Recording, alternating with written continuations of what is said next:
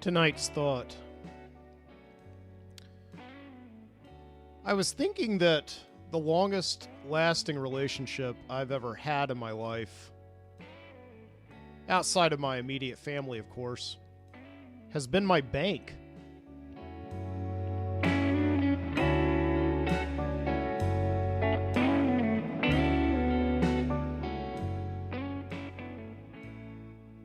You know, I've got my friends and my wife, of course, who I've been married to now for 6 years. We've been together almost 12. And yeah, none of it stacks up to this relationship that I've had with a banking institution. I guess that is until, of course, last year when I had to break it off once and for all. You know, I remember the day that we met, my bank and I. It was Christmas Day, and my dad, who worked for a bank, gave me a present of a savings account. He gave me a little box that had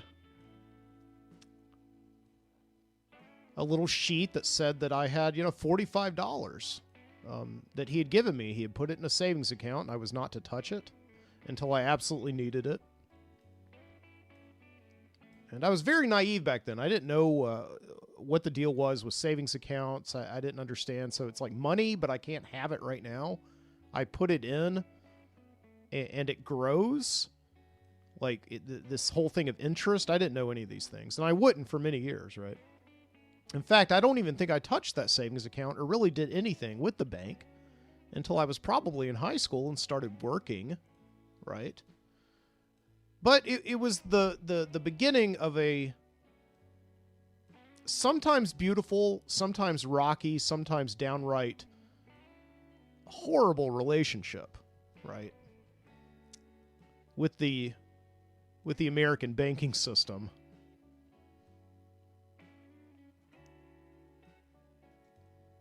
Probably if I had known all that we would go through, my bank and I would have just said to my dad, thank you very much, but no thanks. I'll just go with cash.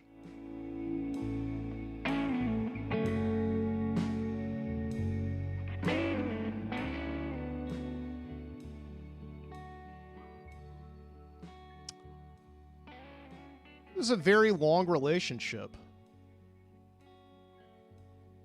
And over the years, we stuck it out through thick and thin. My bank and I, we went through like a lot of very difficult times, some very good times when we started actually growing the relationship by me making money and putting some bank in the account and some money in the account. And then I got my debit card. And we would go all over the place, my bank and I. We would go to bookstores, get coffee, shop for movies. It was always there for me. Occasionally, of course, it would betray me, allowing me to buy things without me having the required funds. And I would, of course, get a call a few days later from my bank saying that you're overdrawn. You need to pay a certain fee as a penalty. But, generally it was good. And back then, when my dad gave me this savings account and I started this relationship with my bank, it was called AmSouth because my dad worked for AmSouth. And I always stuck with this bank account, even in this weird, trying period in the early 2000s when my bank went through a transition. and it became Regions Bank, and I continued to hold fast to that bank account, right? I got a new debit card, and after a little confusion of not really knowing how to deal with this relationship, we just went on. We went forward. We pressed on for many more years, right? Until a few years ago, I started seeing another bank.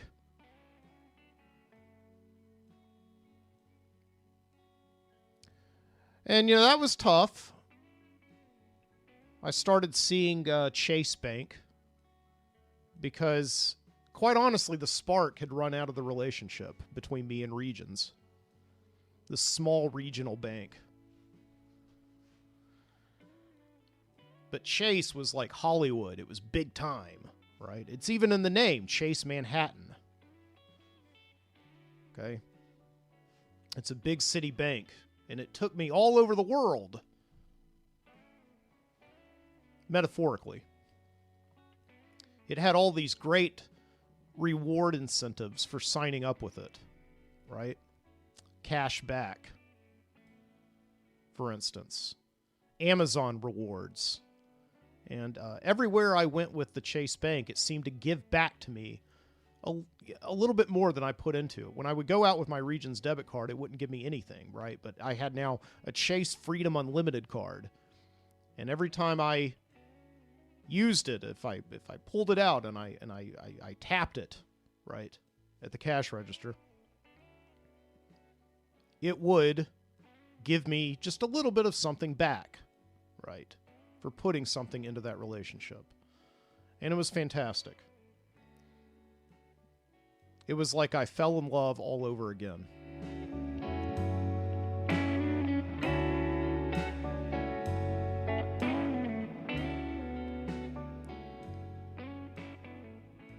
And the world was renewed. Every once in a while, I would go out with the Regions card, just for old time's sake. Take it for a spin. But it just wasn't the same anymore.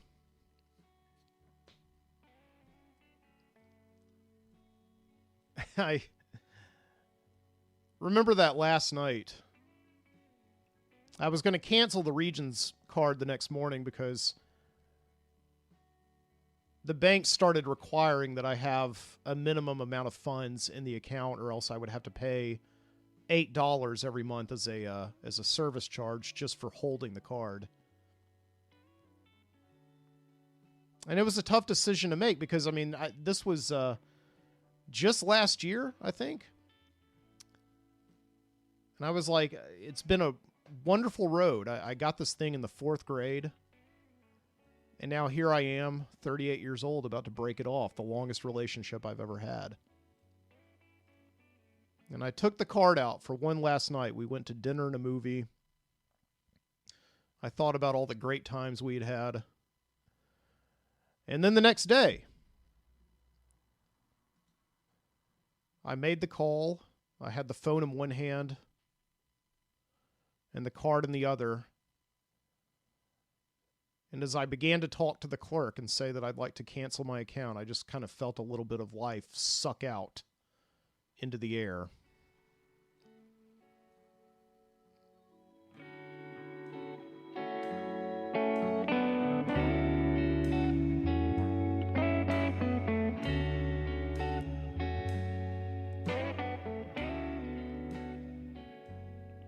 And here in Birmingham, I was driving down the road the other day and I saw that Chase is opening a branch for the first time ever here in town, and it just feels like a major life transition, right? I feel like we're moving in together or something.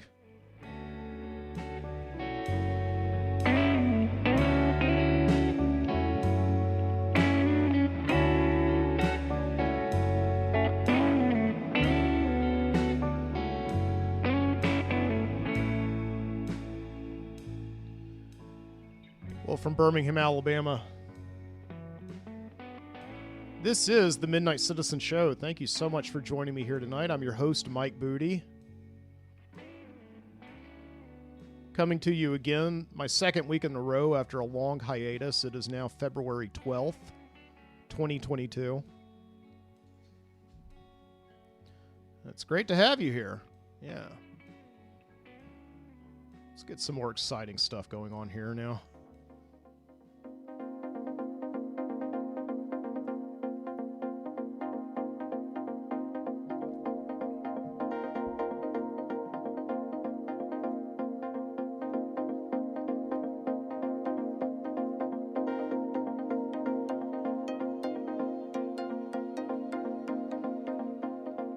Music feels like I'm about to bring you the news or something. Yeah, I got this thing in the mail this week. This is my bank statement from Chase. I was looking down at... we used to keep these diaries. When we were kids, we were told to keep diaries. And just to talk about our lives. Because, we'll always look at our lives later on and just, I guess, wonder what it was all about, or wonder if we were doing the right thing. What events, what thoughts put us onto the paths that we're currently taking. And for many years, I've actually had this diary that I got in the 4th grade around the same time that my dad opened up a savings account for me, which I did. I disbanded it. I took the money out, all of it. Now, it wasn't much, but I took it out. This is money that had been growing from this very small seed of $45 that I first got back in 1991 or 92, right? And so my teacher gave me this journal. It's like a hardback book with a jeans cover. I think those are woman's jeans. I don't know. I think I got I was probably sick one day, and I got there the next day after they had all gotten their journals, so I got whatever was left. And on the front cover is this when you open up the book, there's this illustration of my drawing style in the 4th grade. It just says "My Life" scribbled in pencil, and a peace sign right there, and a football player, even though I didn't really care about football. I don't know. And the way that I always signed my name back then, Michael W. Booty. Right, there it is. And so, yeah, there's all these... something just fell out. It's like a receipt for UPS. I don't know, just fell out of there. Okay. But yeah, there's all these journal entries that I have from August 31st of 1993. And it goes forward all the way to, in here is my trip to Disney World, fully documented in 1994. The last entry is January 20th, 1998. So I would have been a freshman in high school. So I didn't necessarily write in it every single day, but yeah, there's drawings in here, illustrations of things that I was into, my first CD player. Here's an illustration of when I was getting into guitar. Right there. In case you're listening to this on audio, there is a live stream of tonight's show, by the way, and it is on video. It's on youtube.com/Mike Booty if you want to see these drawings and embarrassing journal entries.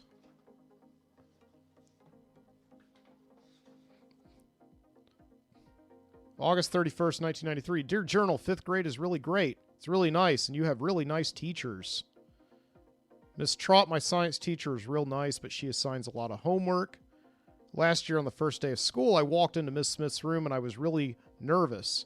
But this year, when I walked into Miss Woodward's room, I wasn't scared at all, because I wasn't new to the school. I really do like 5th grade because I've been working hard, and I'm going to keep on working hard until the day when I graduate. So right? So this is a journal that I had really no incentive to pick up unless I was just really bored and wanted to, I don't know, or I was really excited about something, and I was so excited that I had to just write it down. And in really a lot of ways, it's the early precursor to this show, which is really just a journal of some kind. I've got a big backlog of shows going back to 2011, even though I started the show in 2010. But anyway, I had no incentive to pick this up. And then there is these bank statements that I get. And most of the time I just shred these. I throw them away. I don't look at them. Because I can just look online if I want to see what I spent. But Chase still sends me these bank statements on paper once a month. And I guess I can opt out of that. I thought I did, but because I don't like wasting paper. I like being nice to the environment. But when you look down these, you just have like this complete catalog of your life, right? And I remember everything about the last month, that where I was. I have like emotional ties to this bank statement. So like, I'm looking down at it and I see like, January 31st, I went to 2nd and Charles. Like that was a day that I went to this bookstore, this used bookstore, 2nd and Charles, with my niece Maddie, because she was staying in town. And, my niece Maddie, she's 13, and I went and got her a book. I went and got her like a Sailor Moon book, because she's really into Sailor Moon. I got myself a book, right? That was a nice day. I remember that. Here's one, January 7th, Squarespace. Yeah, I bought a new website, right? I designed a new website for my copywriting business. I'm not plugging here, but if you want to check it out, it's thecopycabin.com. Okay. January 1st, The Essential. That was my New Year's Day dinner date with my wife, Jessica. Okay.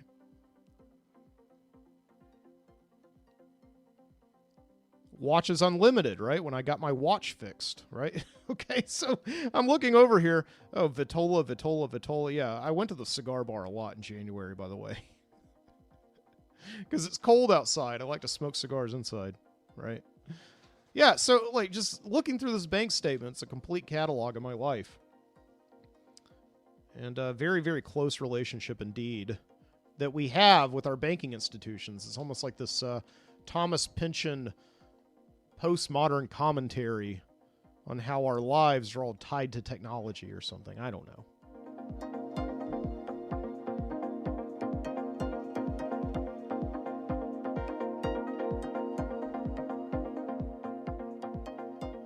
Yeah. So I hope you're doing well tonight. And yeah, it's been a week here on Earth. In February, got my haircut this week. That's, I'm sure that'll show up on my bank statement next month, and I'll probably be like, "Wow, I paid way too much for that haircut." But no, it was a good haircut. Just joking. Yeah, the haircut is like something that I always dread a little bit, because it's one of the few life situations where you really do have to sit down and have a conversation with a stranger. You're sitting there in the barber chair for like 30-35 minutes, and it's always kind of tense to me a little bit, because I'm not good at making small talk, and especially not small talk for 35 minutes with this person who you don't really have close ties with. You're not going to see them again for like another month or so until you get another haircut. So it's one of these things. Getting a haircut is always like, I almost dread it a little bit more than going to the dentist, because at least in the dentist, you've got like your mouth open, you got somebody's like hands in your mouth, so you can't really talk. And I went to the dentist one time, and the guy was trying to make small talk with me. Every time he asked me a question, he'd take his hands out of my mouth so that I could respond to him, and it ended up really dragging out the appointment a very long time. So, but no, I mean, nevertheless, when I go get a haircut, it's just like sitting there and just really trying to find something to talk about with this person. And I think in recent years, I've gotten pretty good at it, just sitting there and saying enough at the beginning just to kind of cut the ice, like tell a few jokes or whatever, or, talk about like what's in the news or something. Maybe not that, but, and then you just kind of go silent and just let the guy do his job, because you realize that when you're doing your job, you don't really like people to talk to you and distract you. So I've gotten a little bit better at just being silent in the barber chair, because I always used to think that they'd think I was rude or something, sitting there just not talking to them. So I'd force myself to make conversation. But this week was not that bad. I went to this Stephen Gregory, hair salon for men. I don't know. It's one of these like, kind of, I wouldn't call it like a hipster barbershop or anything, but it's, all barbershops seem to be like splitting into two camps. You got your old school barbershop where you got like these old men, you got like football on the television, you got like, Car and Driver magazines spread out on the table there. And, they're sitting there and they want to talk to you about the weather. And, it's like, you can tell they don't want to talk, but because they're like old school, it's like, that's what you do when you're getting your hair cut. It's like Floyd the Barber on the old Andy Griffith show, right? And so I started going to these new salons. Like there's this Single Barrel Barbershop, and there's the Stephen Gregory salon, where it's like, people my age cutting hair who kind of grew up with the same aversion to small talk, I think, as I did. I don't know if this is just me, but I definitely feel like people have an aversion to small talk these days. Like they're and I don't know what that is. I guess you could call it social media effects or something. I don't know. But, yeah, the guy was like totally cool just to like stand there and cut my hair, and I didn't have to talk. And occasionally we would talk, but there wasn't like pressure to. So I got to say it was a very comfortable haircut, and it turned out really well too. It was very modern too. Like right after that, like they took my picture for Instagram and all that. So they were all on social media. Like I looked, and the guy who cut my hair, his Instagram handle was like printed on the mirror in front of me. So, it was just a very, very new, modern way to get your hair cut in the 21st century.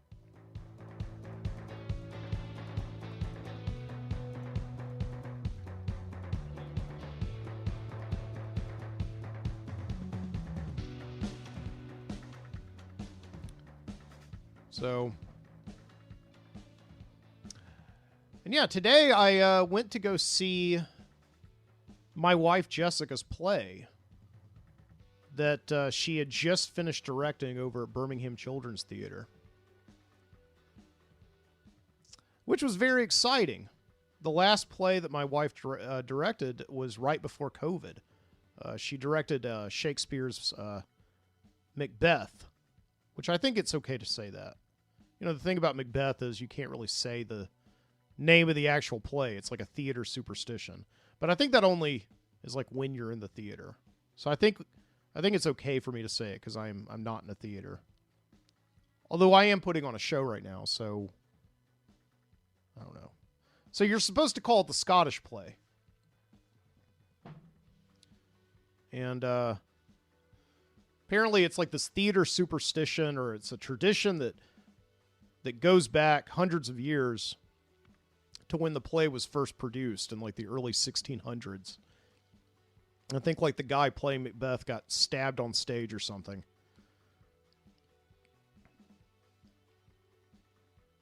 And it's weird because like, weren't they in the Renaissance? Weren't they like all Age of Enlightenment or Renaissance? They were like, oh, there's a reason, there's a scientific explanation for everything. But no, they were like still sticking with this superstition from the Dark Ages. It's like, oh, it's probably because we said the name of the play. Okay. Anyway, so Jessica finally got another directing job coming out of COVID at Birmingham Children's Theater. She directed the show called The True Story of the Three Little Pigs. Yeah, this Birmingham Children's Theater is like it's a place I've been going to. Maybe this relationship is actually longer than my bank. I don't know. I've been going to the Children's Theater since probably kindergarten. I mean, this place has been there for 70 years. It's down there in the Birmingham Jefferson Civic Center. They've got this space there that I don't think it's always been there. The BJCC's been there since the 70s, and I think the Children's Theater's been there the whole time with it. But yeah, ever since I was in kindergarten, I would go to shows at this place, and it's like when I was a kid, you just walk in and it's this huge cavernous theater space, gigantic. It's something like 1,500 seats, and of course, when you're a kid, everything seems really, really big, and so something that is actually big is just impossible to wrap your little head around. And I would walk in there when I was a kid with like on field trips with my school to go see these shows. And I would look at the people on stage, and a lot of the times they actually cast kid actors. And I kind of wanted to be an actor at that point, because it's like these kids, it's like a school day and they're not in school. They're up there on stage performing. How cool is that?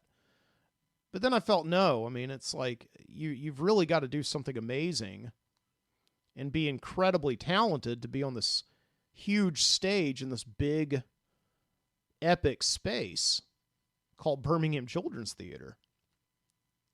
And I just felt like when I was a kid that dream was unattainable. I was a very cynical 6-year-old, 7-year-old kid, right? One show I remember in particular going to was in the 3rd grade around Christmas time. We went to go see this show called the Best Christmas Pageant Ever. Okay, it's based on this book from the 60s. And there was this little girl on stage.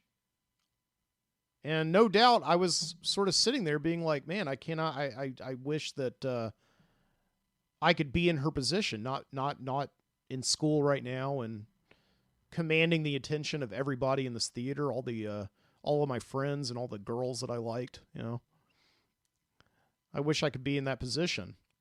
And then fast forward about, 20 years later, and I'm married to that girl.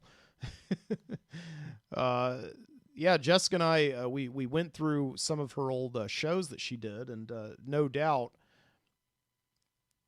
we were in that same room, right? Around 1991. I was in the audience and she was on stage sharing this thing called the Best Christmas Pageant Ever. Unique, It's crazy how life works out like that sometimes. So, yeah, we go see this show called the Best Christmas Pageant Ever. And I'm just thinking, how amazing. And no, what's interesting is that Jessica, when she was a little girl there, her mom was kind of big in the theater scene at that time, directing a lot of shows and everything. And then Jessica's grown up, and now she is directing shows as well, kind of following her mom's footsteps. So I went down with Jessica today to go see the true story of the Three Little Pigs, which is based on this book that came out kind of around the turn of the century. Meaning like the early 2000s, which is so weird when we say that. The turn of the century. And the show was made in about 2010 or so. And it's a cute show. The idea is that the big bad wolf is being put on trial by all these pigs for huffing and puffing and blowing down 2 pig houses and then attempting to blow down the 3rd, right? And so they bring the wolf on stage, who decides to defend himself. Okay. And it's a show where, the bailiff comes out at the beginning and swears in the whole audience, which I think is like a really cool touch, that the little wolf or the pig bailiff comes out and, gets all the kids to stand up and say, "I solemnly swear," and like has it repeat after him. And right. And so I'm sitting there, today, like watching all these kids, and the show is, it's interesting. It's it makes this very early reference to the song Piggies by the Beatles. There's a lot of Beatles references in the show, and I was trying to figure out why. And Jessica said that the cast had the same exact question, like, why are there so many Beatles references in a show that has nothing to do about, with the Beatles, right? So, like, at the beginning, they say, like, there's all these piggies just living their piggy lives, right? And then there's characters in that, like, every single character just about in the play is named after a Beatles character. Like, there's Rocky the bailiff, like Rocky Raccoon. The judge's name is Jurisprudence. What else? Yeah, the one surviving pig that comes out with like a little hammer, and his name is Maxwell, which which is one of the more obscure references in the show, Maxwell's silver hammer, right? But yeah, so they come out, and I guess I figure that it's really all of these shows are just kind of done because they have this immediate need to entertain children. That's the most important thing. It's like entertain the kids because it's a show for kids, but kids can't really go to shows by themselves. They have to bring their parents, and the parents are the ones who are paying all the money to bring their kids to see the show. So the parents have to be to some degree entertained as well, because they're going to find whatever excuse they can to not take their kids again if they weren't entertained in some way by the show. So I guess that was the point of all the Beatles references. It's just to kind of, give the parents like little Easter eggs and stuff. Kind of the same way that they do like the Pixar movies. The Pixar movies are like made for kids, but they have a ton of like adult value in them too. Right? Getting the adults to sort of see things on a deeper level and deeper themes and all that. Right? So yeah, at the end of the show, what I thought was a nice touch and something that you want to do whenever you're making a show for little children is you want to get them involved. So they had to swear in at the beginning, and then they sit there and listen to the testimony of, all the piggy witnesses. There's like a nice little nod to that movie, My Cousin Vinny, where like this blind as a bat pig comes out who's like their only eyewitness, and the wolf, defending himself, goes way out into the audience and asks the pig, like, how many hooves am I holding up or whatever, right? And so at the end of the show, the audience has to vote and deliberate, right, whether or not the wolf is guilty or not guilty. Okay. So yeah, they. I was actually pretty. I was pretty set on the fact that the wolf was actually guilty, because the wolf, his whole story is that he wasn't huffing and puffing. He wasn't like deliberately blowing these houses down. His story was that he had a really bad cold. And so every time he huffed and puffed, he was really just sneezing. And the sneeze was so powerful that it was blowing these houses down, these houses made of sticks and, what's the other one? There's one made of bricks, one made of sticks, and one made of leaves or something. I can't remember what it was. Anyway. So that was the wolf story. And when the wolf like accidentally sneezed and blew down these houses, the sneeze was so powerful that the pigs just died in the collapse. And the wolf felt that since he was like already there and the pig was dead, I mean, why waste a perfectly good pig? So he went ahead and ate them. Okay. Right. And so, the wolf is like, the whole idea of the show is that it's trying to get the kids to see that there are two sides to every story. Okay. And, the wolf has this big song about like, what if cheeseburgers had eyes, and what if they could talk to you or purr or whatever? Would you still eat them? Right. It's like, I'm a wolf. It's my nature to eat things, even no matter how cute and adorable they are. Right. So I thought, yeah, but I don't know. At the same time, I don't eat pigs. Right.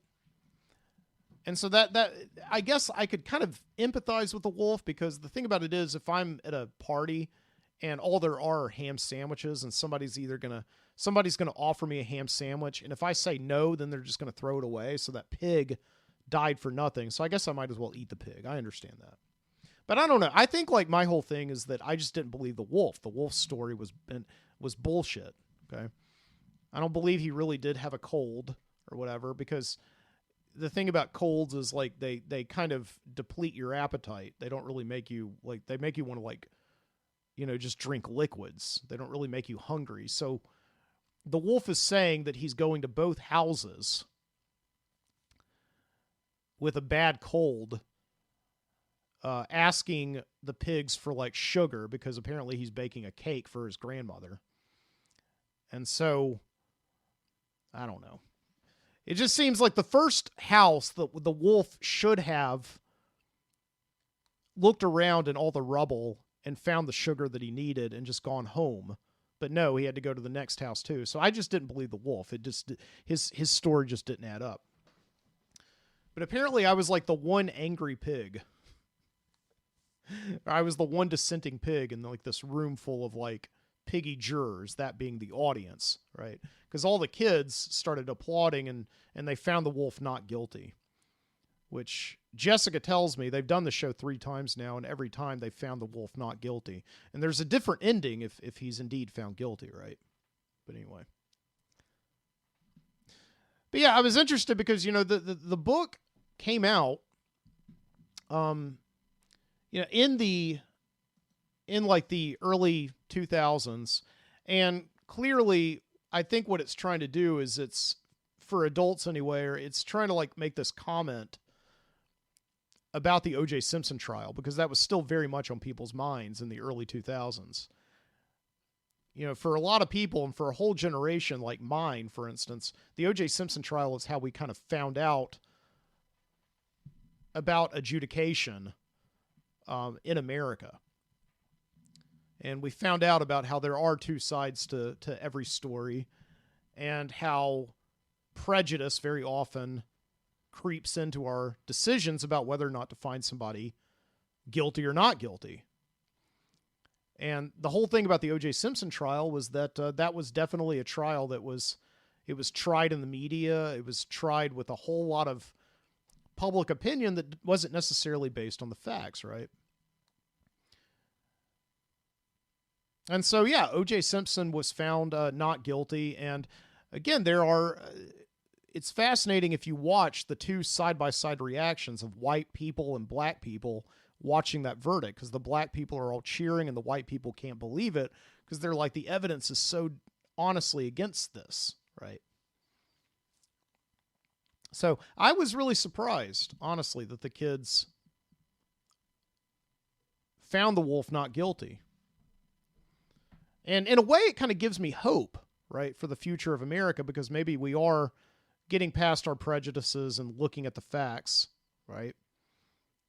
So, I don't know. It's good. Yeah.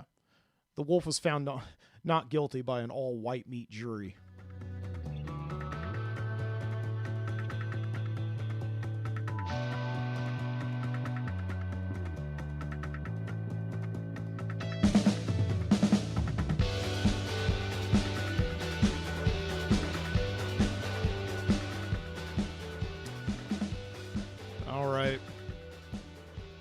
We've been talking long enough. Let's take a break here and listen to some music.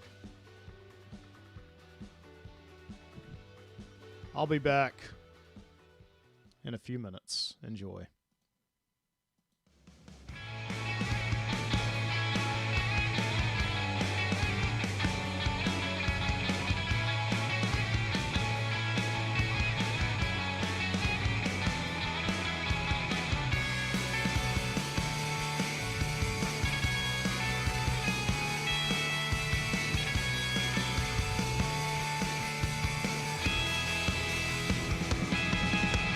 Days and so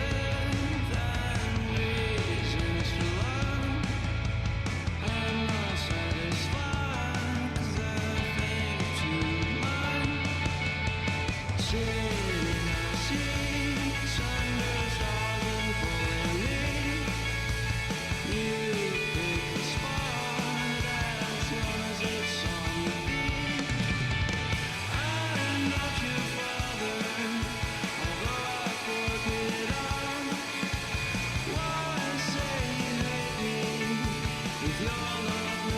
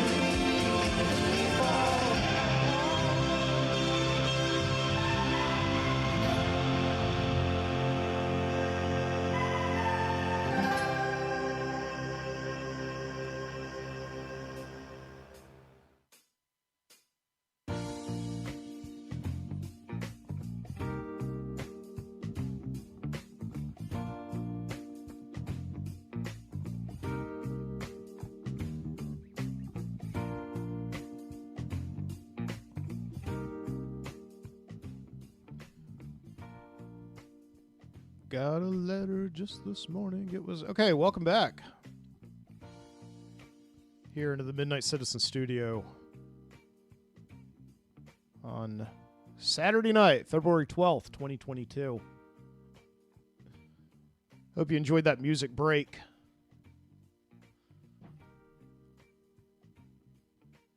Giving me a little chance to get up and stretch my vocal cords. Yeah, you heard some good music just now.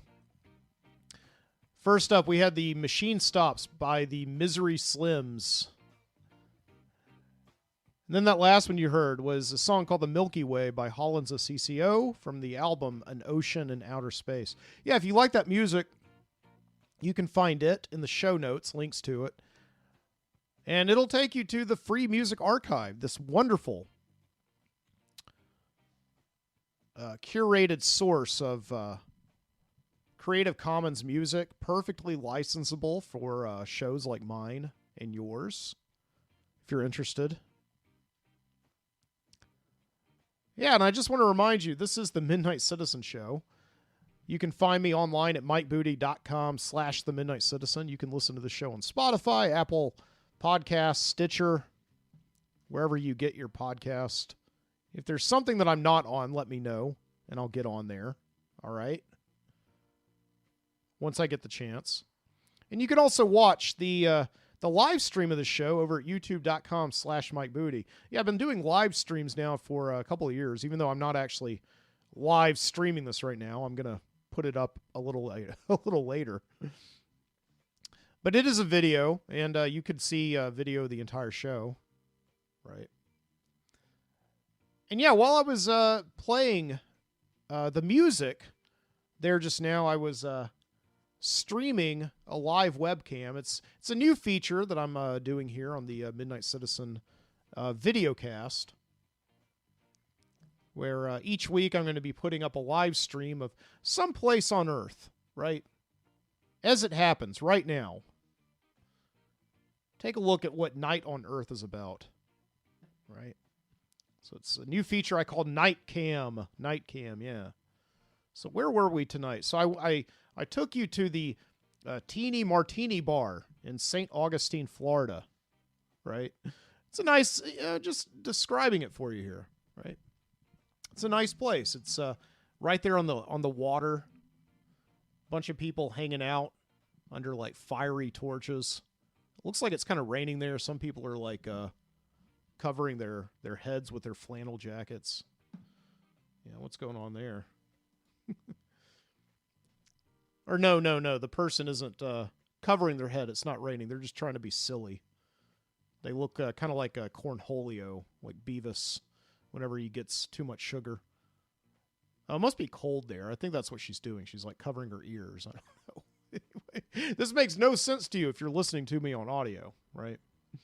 But, it could if you go over to youtube.com/MikeBooty and watch this episode number 232 of the Midnight Citizen Show. Episode number 232. Thank you for joining me here tonight.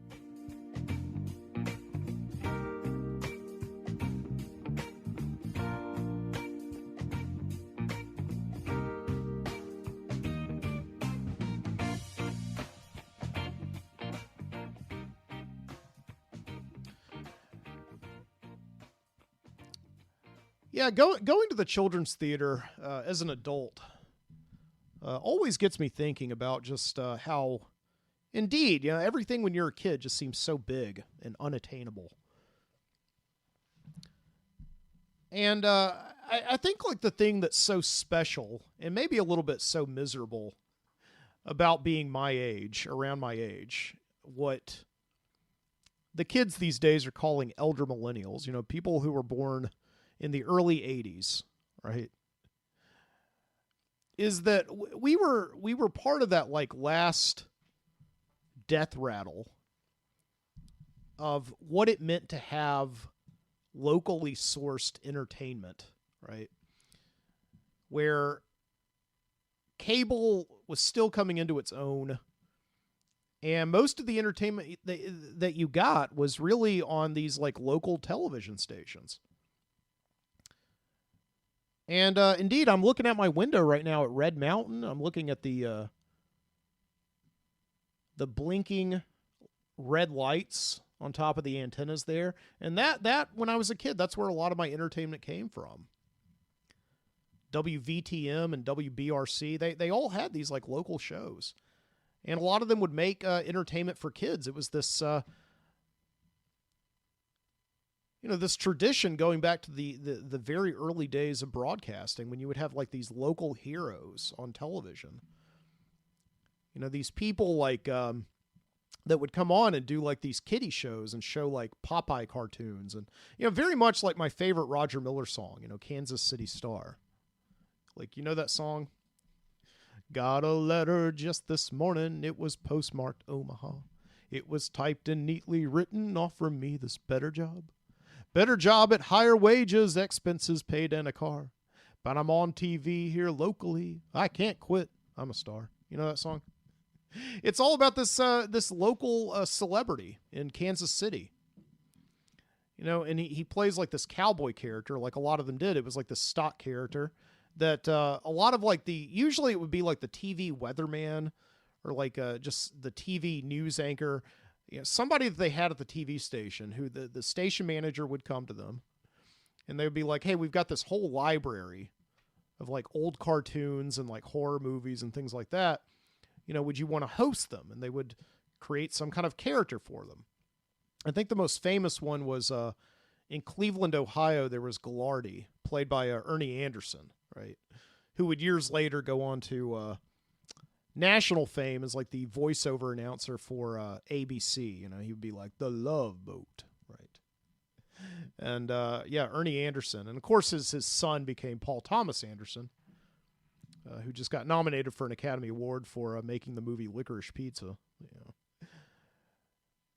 Ha ha! I come on TV grinning, wearing pistols and a hat. It's a kiddie show and I'm the hero of the younger set. I'm the number one attraction every supermarket parking lot. I'm the king of Kansas City. No thanks, Omaha. Thanks a lot. And yeah, it's just they would make these public appearances. All the kids would sign their autographs, and it was something really big to just be part of that last generation, to like see people like him here in Birmingham. We had Cousin Cliff Holman, right? Cousin Cliff, who had been doing television here in Birmingham since the 1950s, is the same character, right? And yeah, he would like come on television in the afternoons, and it was like a big deal to watch Cousin Cliff. I mean, of course, like by the time I was probably 7 or 8 years old, I had like outgrown him. I mean, he did shows for really little kids, right? And yeah, he died in September 8th, 2008 in Albertville, Alabama. But yeah, as a kid, it was always this thing, this like floating promise that my parents made to me that, like they would take me to go see Cousin Cliff's show. And they never did, but I think like secretly they probably sensed that I was like scared, because going to see Cousin Cliff was like, I mean, he was like not only a celebrity, but he was like the celebrity to me from the time I was probably 4 to about 6 years old. He was the guy that I just watched every single afternoon. And when my parents said that you may be able to meet him, he lives here in Birmingham, it was so weird. It's like, you mean I'm sharing the same zip code as Cousin Cliff? And they're like, no, he lives in Birmingham. We live in Moody. It's 2 different zip codes. But, kind of. It's like, you mean I'm sharing the same polluted air as Cousin Cliff, right? See, there, because like in the 80s, Birmingham was still very much polluted.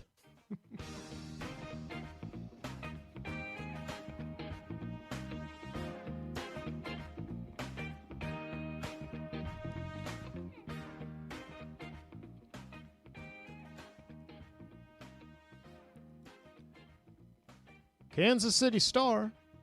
That's what I are. You ought to see my car. I can't yodel half as good as Roger Miller. Not even half a fraction as good, but there he is.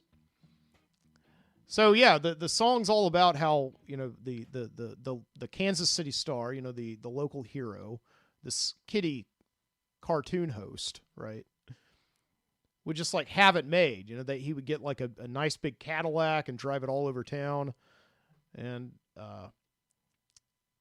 everybody would know him. You know, he would go get his hair cut like I do, like at the barber, and the barber tells him jokes, right? And he goes down to the grocery store and he has credit. You know, he doesn't need a Chase Freedom Unlimited card. They just know him so well that they just like let him go in, grab whatever he wants, you know, milk, bread, and just walk out of it and out of there, and they just know he's good for it. So, right? Let me see if I can like get some video of Cousin Cliff. I was actually watching one of his shows a while back. I don't know if this is it, but like this girl that I went to school with was actually on it. There he is, Cousin Cliff. And I want y'all to blow on this. All right, everybody blow. Ooh, that's good. Some of y'all got hot breath. See, that'll hatch the egg. You want to hatch it? Yeah. All right, let's hatch the egg. Blow it again. Which one of y'all had onions? No, nobody. All right. Okay, let's see if we're hatching the egg. Oh, look. Ooh, wait a minute. The dinosaur egg, look, it's hatching. Ooh, looky here. Look at that dinosaur. Oh. Is that a dinosaur? Yeah. What do they call these? Is it Tyrannosaurus? Yeah. Is that a... Okay, Tyrannosaurus Rex. And look, see? He ate the egg. Did you know the dinosaurs eat the eggs? See there? The shell. He came so out he's of like, the egg, he's doing a magic act here for all the kids. So there wouldn't be anything left, see? Well, I'm glad that happened, aren't you? Well, I like those dinosaurs. Let's see. Watch him. I'm going to pet him. Oop, oop, oop. Watch him. Oop. Look at him jump. Oh. God. Man, I don't want him to do that. Whew. You know how to make them jump? I'll show you that after a while, okay? Let's see who's having a birthday. Oh, I love birthday parties. I go to a bunch of them, and I love to sing happy birthday. We'll sing after a while, okay? Where's Heather? Heather, hold your hand up. Here's Heather Schmidt. Look at all these kids, just like they're terrified here to be on television. They're terrified, you know, and that would have been me. I was glad my parents never took me to see, you know, Cousin Cliff or whatever. I don't know, but it's again, it's another bizarre kind of thing, because when I got older and I kind of got plugged into Birmingham, you know, I guess I came here and, you know, started like meeting all of these people that I had grown up watching on television, especially as a student getting a bachelor's degree in communications. It was like my job to go to all these local, you know, stations and intern there, and I would meet all these people that I grew up watching. Of course, Cousin Cliff, you know, he would have been dead. Well, I mean, he wasn't on the air. I think he stopped doing his show in probably the mid-90s. But I did meet his son. Actually does a lot of theater here in Birmingham, Kyle. And Kyle grew up, and he was an actor for a while, and he was like in one of the sleepaway camp horror movies. And then years later, when I was doing like in a sketch comedy group, Kyle would always be one of those guys that would like come to our shows, and he would like hang around, and he was in some of our sketches and movies that we made and things like that. And then I think he founded like the Atrox Haunted House. I think that was that's his big, what he does now. I don't know, but yeah, it's just that's Cousin Cliff. I always just had this like image of the guy, or maybe not of Cousin Cliff. I don't want to sound offensive or anything, but I always just imagined that like the hidden meaning in Kansas City Star by Roger Miller is that this guy is like just like a serious hound, like with the ladies, you know. It's like the kids love him and everything, and like all their moms kind of flock to him too, because it's like, oh, he's good with kids, you know, he's like this kind of ultimate father figure. And then he probably just like kind of goes through them or something, like he goes through socks. I don't know. Right? Yeah. Yeah. But yeah, at the very end of the song, Roger Miller is like, stay tuned, going to have a Popeye cartoon in a minute, right? And then the strum. Boom, you know. That's my favorite Roger Miller song. I love that song. I can't play it right now because I get copyright struck. Okay. But yeah, fantastic. Cousin Cliff Holman, right? Memories of him. We're not in Kansas City, but if Roger Miller lived here or he visited here, he would have written a song, about Cousin Cliff.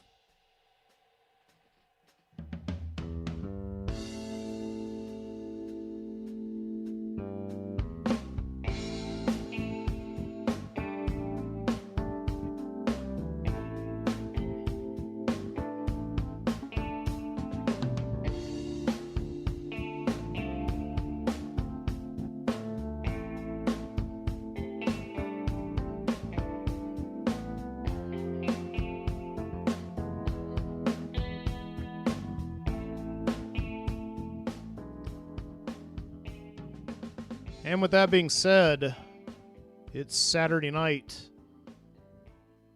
and the time is right to go down to our favorite place. Yes, the Video Street Video Store. Let's go down there and check out their new stock at the Video Street Video Store. Thank you so much. Once again, I'll be here right after this flick.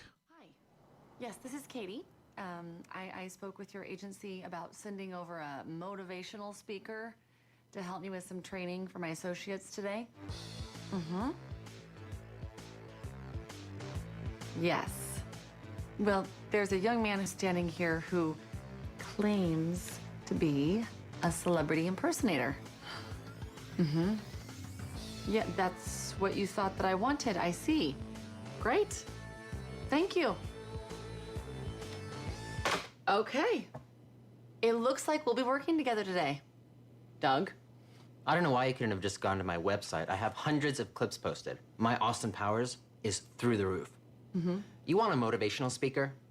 I am motivation. Awesome. So, where do I change? You just go out that door and take a right.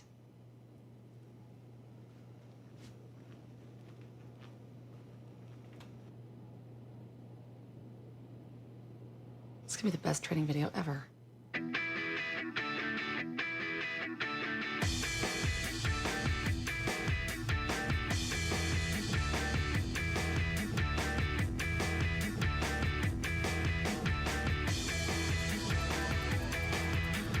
Hello, Hollywood Video Game Crazy Movie Gallery Associates. I'm here to welcome you to the team and to help you reach your full potential as top-notch salespeople. And as an added bonus, I've invited a very special guest here today. He is none other than the star of Wolverine, the Australian super hunk, Hugh Jackman. Put your hands together! Woo! Yeah! Hugh Jackman! I'm out for blood. No code of conduct, no law. This guy's scaring me. I'm a customer. I'm standing here waiting for guidance. You know what movies I like? Do you know what kind of games I play? Are those butter knives? Get out from behind that counter and get to know me. Hugh Jackman doesn't even use his Australian accent as Wolverine. Okay, Wolverine here may be a little odd, tad bit psychotic, but he does make a very good point, and it's important. You mean the bit about no code of conduct, no law? No, the part about getting out from behind the counter and getting on the sales floor. But the code of conduct was really, really good.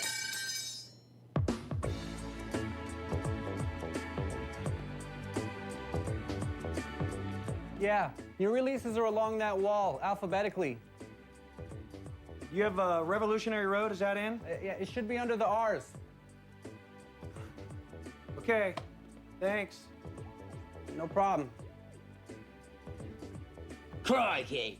Sounds like Crocodile Dundee. I heard that. That customer needed help and had to go looking for it. That should never happen. Someone should always be there to greet him, or at least find out what he was looking for on the new release wall. That was a missed opportunity to approach a customer, the first step in selling. You should only be behind the counter when ringing up a customer. Other than that, get out on the floor. You heard the lady. Get out on the floor.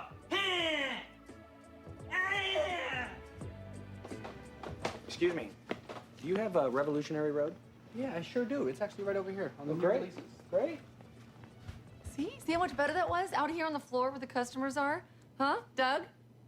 Back me up. Doug? Oh, Doug's gone.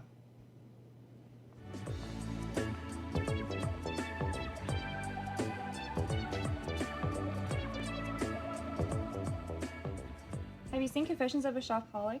It's a great movie. It has Isla Fisher in it. She's currently dating Sacha Baron Cohen, who's going to be in the new Bruno movie. It's such a great romantic comedy.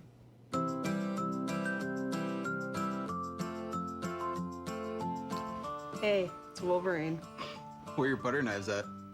Hello, my name is Juno, and I'm like totally with child. Honest to blog, that is discourteous service or whatever. Watch this. Great movie. It has Isla Fisher in it. She's currently dating Sacha Baron Cohen. How did you get that angle from where you're standing? Juno's right. Let's see it done the correct way. Have you seen Confessions of a Shopaholic? It has Isla Fisher in it. She's dating Sacha Baron Cohen. Oh yeah. Stand side by side with the customer, not in front. In front of them, you're a typical salesperson, but beside them, you're their friend. Now that's what I call totally great service and stuff. It's like, do I sound like Juno? Doug, they said. I'm gonna go kick it old school in the library section. Cool. That's actually a good point, Doug. Juno. The library is where movies go when they leave the new release wall. There are a lot of great titles in there, and oftentimes the exact title a customer was looking for but didn't know it. And the price makes the library section a great value.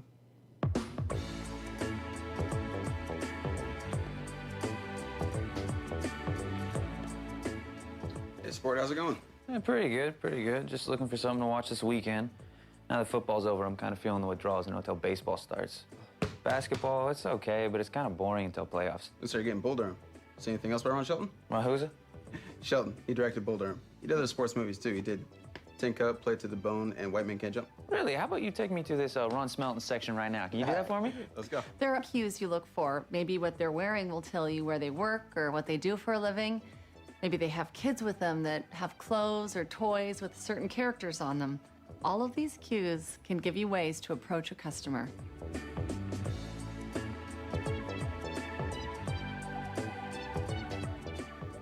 Can I help you find anything today, or? Oh, no, thank you. I'm just looking. Awesome. Have fun looking then. Okay. Lame. Totally beyond lame. Do over, please. I love that movie. Oh, I know. Sandra Bullock is an amazing actress, and I love romantic comedies. Me too. Do you remember her in Hope Floats? I love that movie. Romantic comedies? Lame. Gag. Come on, let's go this way. You know, asking, can I help you find anything, is bound to just get you an answer of no, I'm just looking. You know, you really gotta find out what makes them tick. You know, get inside their head. Good job, Brittany. Good. Here's your shirt. What's this?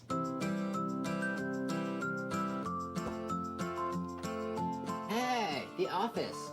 I totally dig this show, man. Have you, seen the original BBC series it's based on? No. What are you talking about? It's really rad. Way darker than the Steve Carell version, but totes brilliant. Are you into, cringe-inducing comedy? I sure am. Hey, I'll totally show you where it is. Okay. Wow. Way to go, Juno, huh? I mean, she was totally sweet and not a trace of that angsty teen stuff she's so good at. So now that we talked about the approach, let's talk about engaging the customer. I think we should also show our customers that we're really fun and cool people to be around, you know? So I'm gonna bring Doug out to play the customer. Okay, we are engaged. My name is Borat. I'm a customer. You say engage the customer.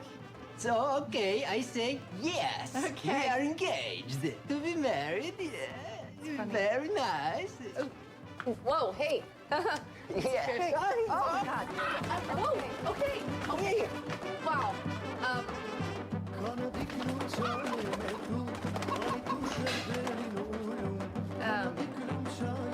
Anyway, Did you know that the customer will actually teach you how to sell to them if you pay attention to the messages that they send to you? It's true. Listen up, people.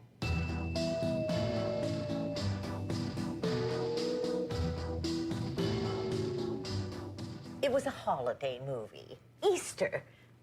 Or was it All Hallows? Well, it was part 4 of something, and it had the little woman in it, and she was paired with the big man. Oh, that was Vince Vaughn and Reese Witherspoon, the movie Four Christmases. That was it? Yeah, we have that. And if you like Reese Witherspoon, her Legally Blonde movies, they're totally hilarious. Oh, I think one movie will probably be enough. My grandkids need some exercise, and they get enough TV as it is. But they did say on the weather report that it might rain this weekend. My grandkids do have one of those, I don't know, a why or a whoa or a... Sounds like your grandkids have a Wii. Wii. They would love Active Life Outdoor Challenge. It's an amazing game to play with friends, and it's a great workout. Have you seen our game zone? We have all the new and used Wii games, and you can even pre-order upcoming titles. See? She's really listening, and she's being attentive and patient. It's right over here. Let me show you. This lady loves her. Hello, my name is Borat. Oh, hello.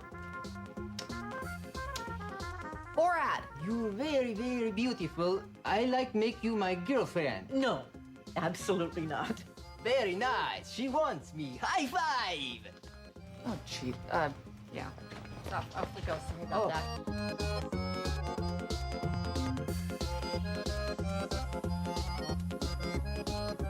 Absolutely, man. That movie was awesome. Have you guys played the Black Hawk Down game yet? We got it over at Game Crazy, man, to buy. So what other kind of games are y'all into? Oh, Metal Gear Solid 4. Oh, yeah, Mercenaries 2, World in Flames. Man, I love the way you guys think. You like action. Yeah, have you guys got a chance to play Little Big Planet yet? No. Dude, I know you're gonna love it. The level detail is insanity. It's very creative. There's no blood and guts or anything, but You are nerd, yes? Very nice. Nerd, 4 eyes. I am not a nerd. I am, how you say, yes, dad. Nerd!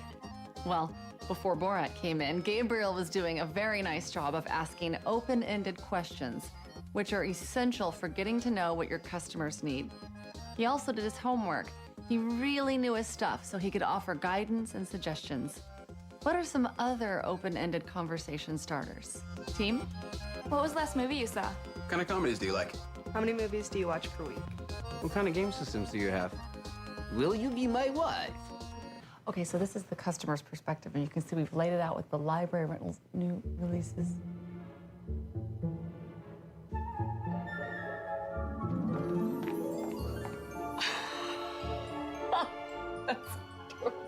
Can you tell me where I might find platform 9 3/4? Well, no, Harry Potter. But I can tell you that there's a very special customer over there who's interested in your movies. Dumbledore will be so pleased.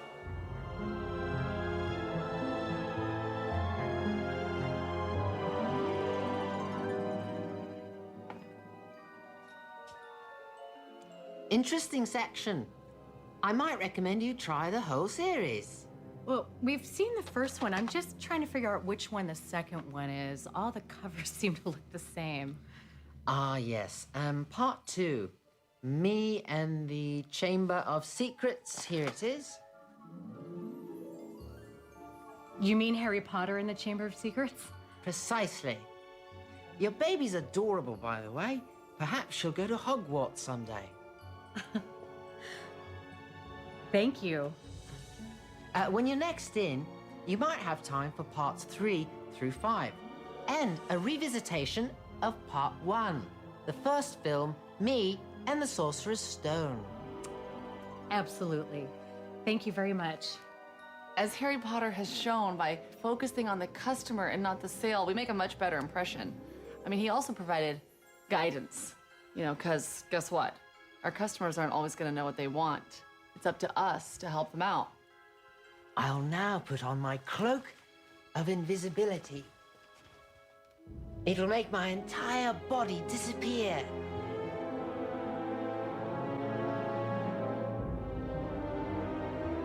Dude, we can still see you. Cannot! Look, I'm a floating DVD. Look. Okay, I think we're good here. Let's move on. Now that you've got the customer's attention and trust, they'll be much more receptive to your advice on how they can add to their entertainment experience. Once these customers become your regulars, they'll even come to you looking for suggestions.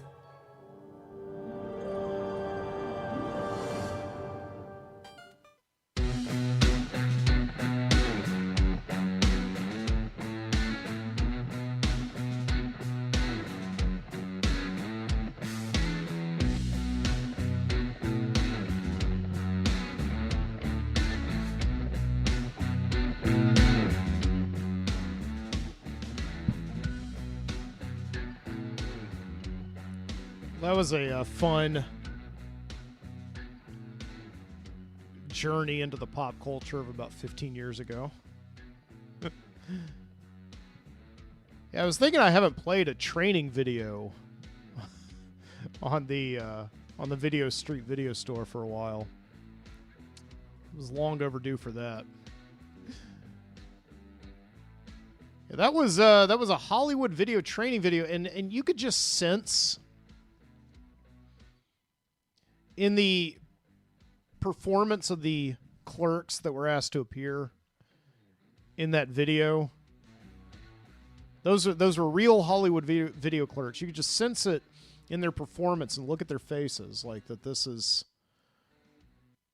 just all about to end. You know, just the era of video stores was so close to being over at that time. Netflix had already started streaming. You know, remember the early days of Netflix when I mean, it was very obvious. It's like Netflix was just an option. You know, there was still very obviously, you know, go down to Blockbuster, right? It's like you would go on Netflix and there might be a couple of movies you actually would want to watch. And then everything else would be like fireplace ambience videos and things like that. And, you know, it wouldn't be another 4 years or so until Netflix really came into its own or so. So, you know, they hung on there for a while. And that was Hollywood Video. Hollywood Video was really, in the last days of the video store, kind of my favorite place to go. They held on longer than any of the other chains. Longer than Blockbuster, longer than a Movie Gallery, to still giving VHSs. They would still rent VHSs pretty much all the way until they closed. And that was a very special thing to me because a lot of the movies that I wanted to see were never transferred onto DVD or Blu-ray. I mean, these are the movies that, honestly, like the horror movies of the 80s and things like that, a lot of those, it eventually took like niche companies like Anchor Bay or Shout Factory to release those into some kind of a digital format. So for years, all you could do to watch them was go to Hollywood Video. And so Hollywood Video, I used to go to it. It was in Vestavia, and I was going by it the other day. It's like a karate dojo now, right next to like a Donato's Pizza or something, right? It was very depressing.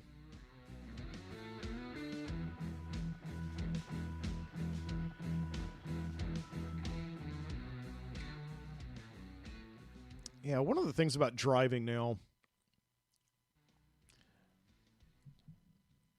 is I drive almost every single night for Grubhub. I go out and do food delivery.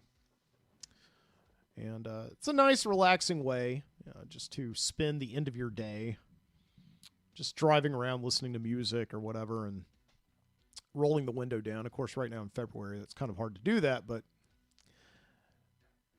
just driving past all these places that that used to mean a lot to me in my life, right? These places where I used to spend my Friday and Saturday nights going to with like friends and family. And they're all closed now, and these places have so much meaning to me, but they don't mean anything to anybody anymore. Not really. Not unless you like have like a futon or something that you want to store or whatever. I mean, yeah, all these places now, they're like they've been mowed over, all the video stores and movie theaters and things like that. They've been mowed over, and they're putting like these big storage buildings there now. These storets. It's just it's a great irony to me that these places where you used to like buy and acquire all of these things, you now store them there, right? In these new storage buildings. I don't know. Another interesting, development in the urban landscape in the past 10 years or so has been all these plasma donation centers, these places where you like go and get hooked up to a needle and donate your plasma, which I have no doubt that serves a very good purpose, right? But again, it's like this odd thing that you used to go and buy products at these places, and now you go there and you are the product, right? I can't escape thinking that very thing every time I pass one of these places.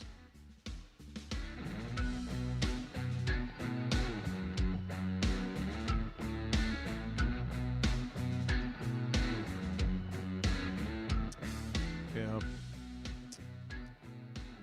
All right, so I've been talking for a good long while. I'm going to end it there on that sour note. It wouldn't be the Midnight Citizen Show if I didn't leave you with a sour thought to think about for the week. Hopefully you'll find your happiness somewhere else. But until then, I'll have to do. Thank you so much for joining me here tonight. I'm Mike Booty. This is the Midnight Citizen Show that you've been listening to. Once again, you can find me online at mikebooty.com/The Midnight Citizen. You can find links there to listen to me on Spotify or Apple Podcasts, Stitcher. You can find me on YouTube at youtube.com/Mike Booty. It's interesting, this week I joined this Nextdoor app where you can like connect with people who live in your neighborhood. I got a friend who's kind of who's a big fan of it. And so I was going on there, like looking at Nextdoor, and one thing I can't believe, first off, is like how many stray dogs there are roaming around my neighborhood. Every time I open it up, there's like a stray cat or a stray dog. That somebody's like, who does this belong to? Please come get your dog. Right?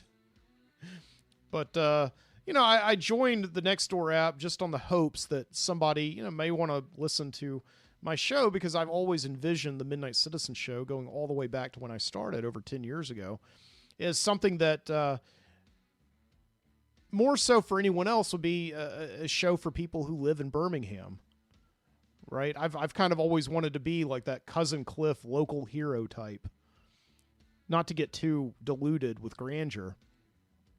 But I always thought that people who lived in Birmingham would find it interesting to have a guy here who talks about a lot of things, but most often talks about, the city, right? Where they live. And so yeah, I put my show up on Nextdoor this week, and I got a couple of nice responses. I mean, their comments are not just over flooding my inbox. My old linguistics professor from UAB reached out to me and said, thank you for posting. So that was nice of him. He lives in the same neighborhood as me, yeah. And then this one person posted a comment that said I was going to listen until it looked like I had to download. I'm not going to download anything. Well, you can stream it right off the website. You don't have to download it. That's you always have the option to stream. So I doubt that person is listening to me anyway, but just know that, learn from that. Okay. All right, guys, until next time, thank you so much for joining me, and I'll see you next Saturday night. Keep your eyes open. Thank you.